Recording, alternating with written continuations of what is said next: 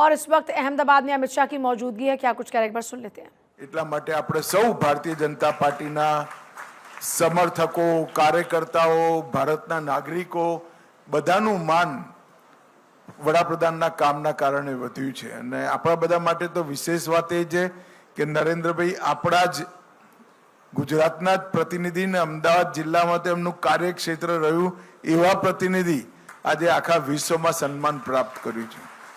ફરી એકવાર તમારા સૌનો આટલા વરસતા વરસાદમાં આવ્યા છો તો ખૂબ ખૂબ ધન્યવાદ। મને તો એમાં તો કાર્યક્રમ હશે જ નહીં, પણ કુશળસિંહભાઈએ કહ્યું કે બધા બેઠા છે એટલે હું તમને મળવા જ આવ્યો હતો, બીજું કંઈ કામ નહોતું।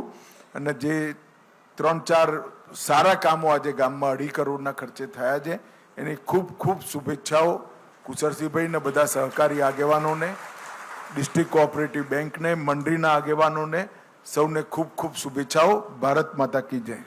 चलो। तो गृह मंत्री अमित शाह को आप सुन रहे थे, उन्होंने बताया कि किस तरीके से प्रधानमंत्री मोदी के नेतृत्व में भारत का मान सम्मान बढ़ा।